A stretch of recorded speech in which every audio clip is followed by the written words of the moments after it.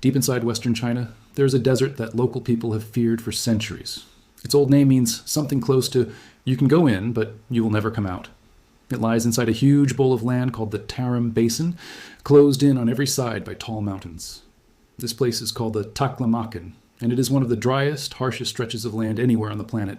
Then the desert began giving up bodies it had been hiding for thousands of years, and none of them matched that expectation at all. The bodies pulled out of the sand had faces that did not look Asian at all. They had long noses, deep eyes, tall bodies, and hair in shades of light brown, gold, and even reddish tones. These were people buried 3,000 to 4,000 years ago, and for decades, almost everyone who studied them agreed on one basic idea. These were outsiders, people who had traveled here from somewhere far away and ended up dying in this desert. Then in 2021, science finally answered the question everyone had been arguing about, and the real answer turned out to be far stranger than anyone expected. The Tarim Basin is the largest closed-in basin in China, a massive stretch of sand, dry salt flats, and empty land trapped behind rings of mountains. In the middle of that basin sits the Taklamakan Desert. Somewhere in the depths of this desert is a dried-out lake bed, a place so empty and forgotten that the Chinese government later chose it as a site for nuclear testing. Nothing about this land looks like a place built to preserve anything, let alone human remains. And yet this desert has done a better job of preserving dead bodies than almost anywhere else in the world. The secret isn't ancient embalming skill or any burial ritual designed to protect the body. The secret is simple chemistry. The air here is extremely dry, and the ground is thick with natural salt. Together, these two things pull every drop of moisture out of a buried body, drying it out so completely that it turns into a kind of natural mummy, without anyone planning it that way. These are not mummies like the ones from Egypt. Nobody wrapped the bodies in cloth. Nobody removed the organs or painted magic symbols on their coffins. The desert did all the work completely by accident, drying the bodies so thoroughly that eyelashes stayed in place, skin folds stayed visible, and even the fine hairs on someone's arm survived for thousands of years. The first of these bodies to shock the world was found in 1980. But an even bigger discovery was waiting deeper in the desert, at a site now called Shaohe, sometimes referred to as the Small River Cemetery or the Ordek Necropolis. It sits more than 100 kilometers away from where the first woman was found, deep enough into the sand dunes that reaching it takes real effort even today. When archaeologists properly dug into this site in the early 2000s, they uncovered one of the strangest burial grounds ever recorded anywhere on Earth. The bodies had been placed inside hollowed-out wooden coffins shaped like small boats, sealed shut with animal hide. Above the graves stood dozens of tall wooden poles, some of them carved into unusual shapes that archaeologists still cannot fully explain. Among the people buried, there was a woman researchers began calling the Beauty of Xiaohe. Her light-colored hair had survived, along with her long eyelashes. She had been buried wearing a white felt hat, a wool cloak, and boots lined with fur. Next to her body were small bags filled with a plant called ephedra, a plant known for certain medicinal effects, though nobody can say for certain today why it was placed there with her. What made this cemetery so remarkable wasn't just one body. It was the sheer number of them, hundreds of individuals, all incredibly well preserved, right down to individual strands of hair, all dressed in woven cloth, all buried carefully across many generations, in a place that seemed impossible to survive in, let alone build a life in. And every single one of these bodies raised the exact same puzzling question the moment researchers uncovered them. They did not look anything like the people who live in that desert region today. They did not resemble the populations that history tells us moved into that area later on. They looked like they had walked in from a completely different part of the world, and the desert had simply been waiting all this time for someone to explain how they got there. The mystery really came down to their faces. When these bodies came out of the ground, they didn't have the features anyone expected to see from deep inside Asia. Many were tall, with deep-set eyes, narrow high noses, and hair ranging from light blonde to deep reddish shades, all preserved perfectly by the dry, salty soil. To the earliest researchers standing over these remains, it looked exactly like people from thousands of kilometers to the west. And yet here they were, buried in one of the driest, most isolated corners of western China. The clothing made the mystery even more confusing. These weren't people wrapped in rough animal skins, just trying to survive the harsh weather. They were dressed in finely woven wool, some of it patterned with checks and twill designs that reminded researchers of textiles made far away in Central Europe. This wasn't survival clothing. This was clothing made with real skill, real tradition, and real style. They wore carefully shaped felt hats, and in at least one case, a man was buried with an entire collection of different hats. This was clearly a culture with a strong sense of fashion and identity, and it felt completely out of place in a landscape that gave no obvious explanation for where that skill had come from. Then there were the small items placed beside the bodies. Bundles of ephedra kept appearing again and again in these graves, tucked closely against the dead. This plant has known effects, and researchers have proposed different reasons for its presence, whether medicinal or part of some ritual. But these remain guesses based on context rather than anything the people themselves left behind to confirm. One thing is completely clear, though. This was not accidental. Someone deliberately buried their dead with this plant, consistently, generation after generation, throughout the entire cemetery. This wasn't just a strange detail to note and move past. It was a real, serious problem for historians to solve. These people were living deep inside the Tarim Basin more than 1,000 years before the Silk Road ever opened this region up to long-distance trade. They lived centuries before Chinese populations settled in the area, and long before the Uyghur people, who live there today, ever arrived. These bodies predated nearly everyone that written history accounts for, and to the researchers studying them, they looked like they had no reason to be there at all. The person who brought the most attention to this mystery outside of China was a professor named Victor Mayer, based at the University of Pennsylvania. Once he encountered these bodies, he could not let the question rest. And the question was the obvious one that anyone standing in front of a 4,000-year-old woman with reddish hair and a felt hat buried deep in a Chinese desert would naturally ask, how did people who look like this end up somewhere like this? And where on earth did they originally come from? Everything about their appearance seemed to point towards some kind of long migration from far away, a journey that had carried these people, along with their weaving skills and their hats, across half a continent, only to end in the sand. It seemed like the obvious explanation. Faces that unusual for the region had to mean these people had traveled from somewhere else, and so, for decades, that was exactly the direction every major theory took, each one offering a different possible route these travelers might have taken to arrive there. Every serious explanation started from that same basic assumption. These people came from somewhere else, and the only real disagreement was over which path they took to get there. One theory pointed toward a Bronze Age herding culture from the northern steppelands near the Altai Mountains, sometimes linked to scholars like J.P. Mallory and Victor Mayer himself. In this version of events, the founders of the Tarim population descended from steppe herders who moved south into the basin, possibly bringing with them an extinct branch of the Indo-European language family that was later recorded in that same region. It was a clean, simple story. Herders move around, their culture spreads with them, and language and appearance travel together as a package. A second theory pointed instead toward Central Asia, to a sophisticated network of oasis settlements known as the Bactria-Margiana Archaeological Complex. In this version, the founders of the Tarim population had come from those irrigated Central Asian cultures, bringing farming knowledge and craftsmanship along with them. A third theory pointed to a mountain corridor running through Inner Asia, a string of high valleys and grazing land that could have funneled people down into the basin from the north and west. 3 different theories, 3 completely different routes on the map, but every single one of them drew an arrow pointing inward toward the Tarim Basin, coming from somewhere outside of it. The genetic evidence available at the time only made things murkier. Samples said to have been smuggled out of the country in the early 1990s reportedly showed links to European ancestry. Later, a research team led by a scientist at Fudan University reported a more mixed picture during the 2000s, one that included both East Asian and even South Asian genetic markers among the remains. That finding was disputed by other researchers, including Mayer, and the overall evidence stayed unresolved, a collection of partial, conflicting results that pointed in different directions without ever settling anything. To make matters even more complicated, these mummies became politically sensitive. To many Uyghur communities living in the region today, these ancient remains represent direct ancestors, and their presence in the land is seen as proof of a claim to the region that goes back further than any later arrivals. The Chinese government became wary of that exact argument, and access to the remains became increasingly restricted. Researchers from outside the country found it harder and harder to study the bodies directly, and the science became tangled up with a modern political dispute over who has historical claim to that land. That's a separate issue entirely from the archaeology itself, and it's worth being clear that the two things, while connected in public discussion, are not the same question. So that was the situation heading into the 21st century, a world-famous mystery, striking bodies with unmistakably Western features, discovered deep in a Chinese desert. Several competing theories, each proposing a different homeland and a different journey, and each one assuming these people had arrived from somewhere else. Underneath all of it sat a set of remains that almost no researcher outside China had been allowed to properly test using tools that might finally settle the question. For decades, the question of where the Tarim people originally came from had been argued over without any real resolution. What was actually needed was a way to read the answer straight from the bodies themselves, from the one kind of evidence that couldn't be twisted to fit a homeland it didn't actually have. That evidence was their DNA, and up until this point, it had never been properly analyzed. The answer finally arrived in October 2021, published in the scientific journal Nature, in a study titled something close to the genetic origins of the Bronze Age Tarim Basin mummies.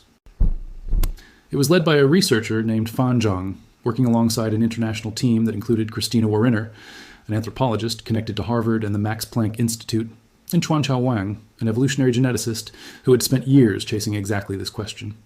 For the very first time, someone was going to read the origin story of the Tarim founding population directly from their own genetic code.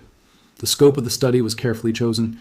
The team recovered full genome data from 13 of the earliest known individuals in the basin, 11 of them from the Xiaohe Cemetery itself, along with 5 more from the nearby Zongorian Basin to the north. These weren't random people who arrived later on. These were among the very oldest individuals the region had ever produced, dating back to roughly the early 2nd millennium before the modern calendar. In other words, these were the actual founders whose origin every single theory had been trying to explain. The logic behind the study was simple, and the lead researcher laid it out plainly. Wherever there is migration, there are genetic fingerprints left behind. If these people had really traveled from the west, from the northern steppe, from the Central Asian oasis cultures, from anywhere at all, that original homeland would have left a clear signature buried inside their DNA. Find that signature, and you find the road they had traveled to get there. All the team had to do was read it. What they found was that the road simply did not exist. There was no detectable trace of Western steppe ancestry in these people whatsoever. No steppe signal. None of the genetic markers that a migration from the west or north would have left behind. Decades of competing theories had argued over which journey these people had taken, and the genetic results returned a verdict that matched none of them. The founders of the Tarim population had not come from anywhere else at all. They were a genetically isolated local population, descended from people who had already been living in and around that exact region for thousands of years, dating all the way back to the early period, after the last ice age. The genetic makeup itself was remarkable. Roughly 72% of their ancestry traced back to a lineage that geneticists call ancient North Eurasian, with the remaining portion, close to 28%, coming from an ancient Northeast Asian source. And all around them, during that same Bronze Age period, neighboring populations across the region were freely mixing and exchanging genes in every direction. The Tarim people were not doing that at all. They sat right in the middle of all that regional movement and stayed completely sealed off, marrying only among themselves, absorbing outsiders into their bloodline essentially never.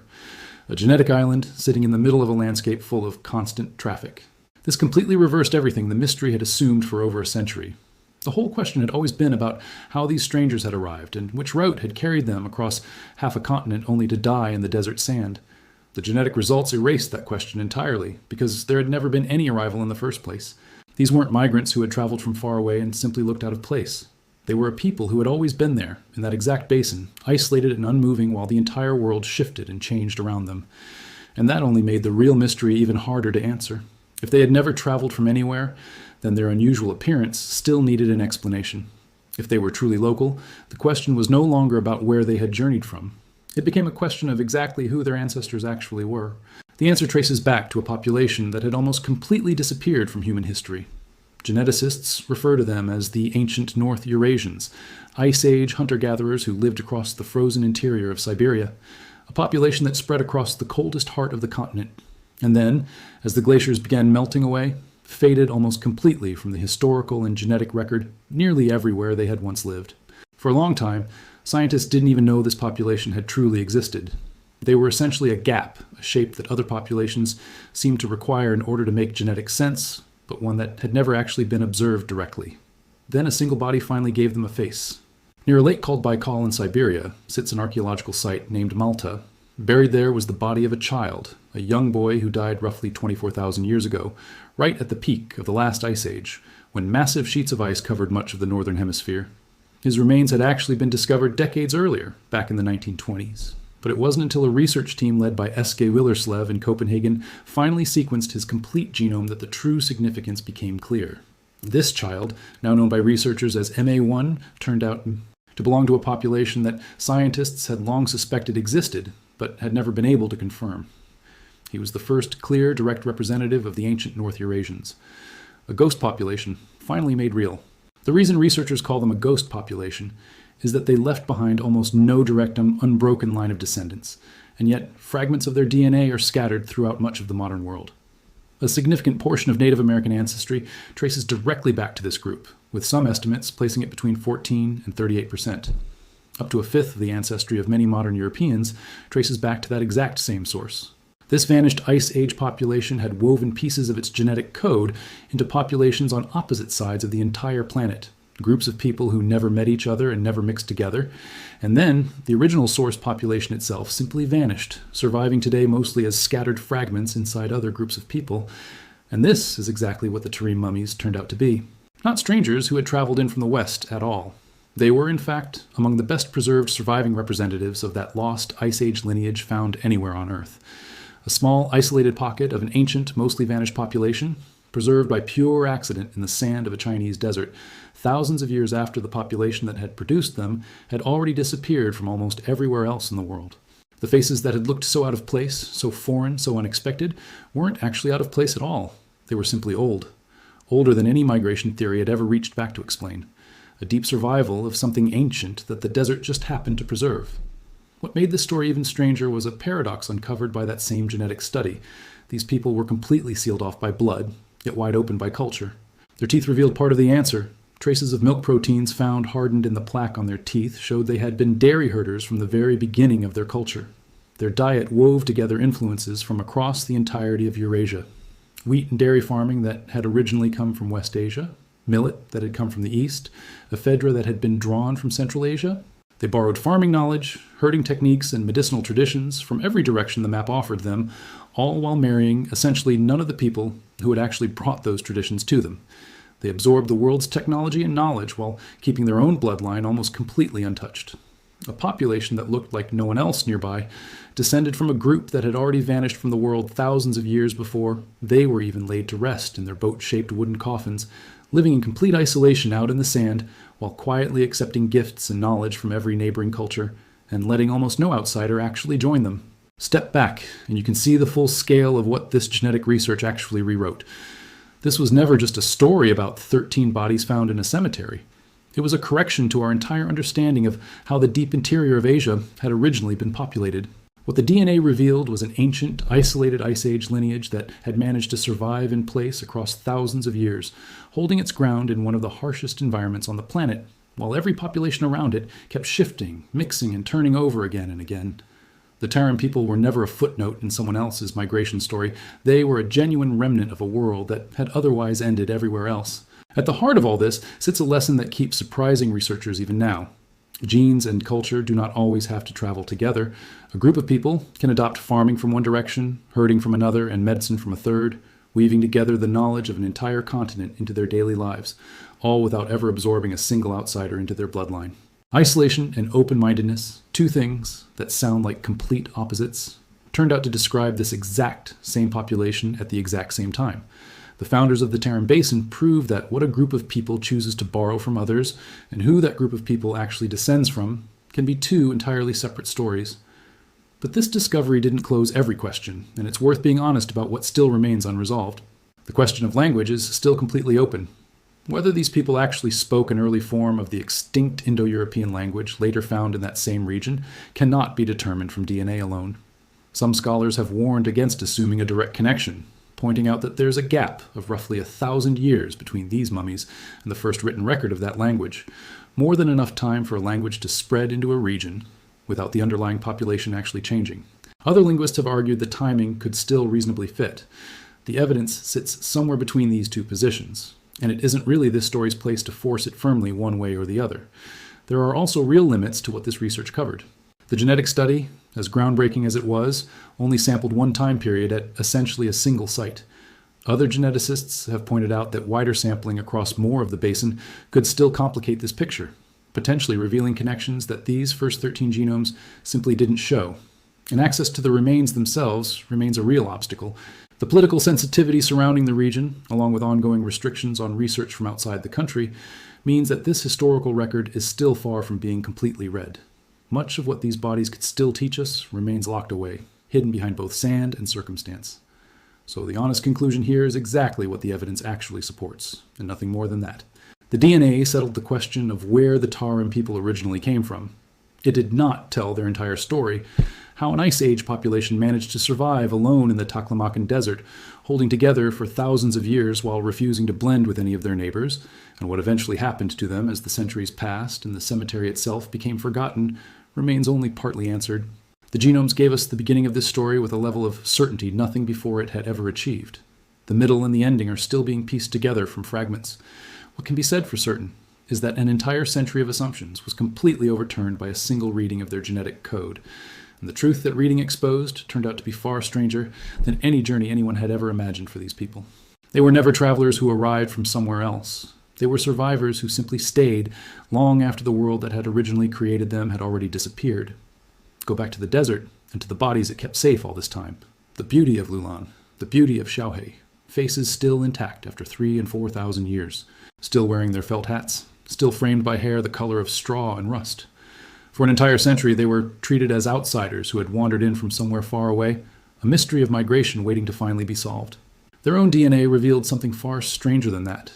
They were the last surviving members of a population that was already ancient by the time they were born, a ghost lineage from the Ice Age that now survives mostly as scattered fragments of code, carried quietly inside billions of people alive today, and almost nowhere left in the world as a complete, whole population. And the desert still holds on to what it hasn't given up yet: sealed graves, restricted laboratories, questions the sand has kept buried for 30 centuries. A record, layer beneath layer, still being read one single body at a time.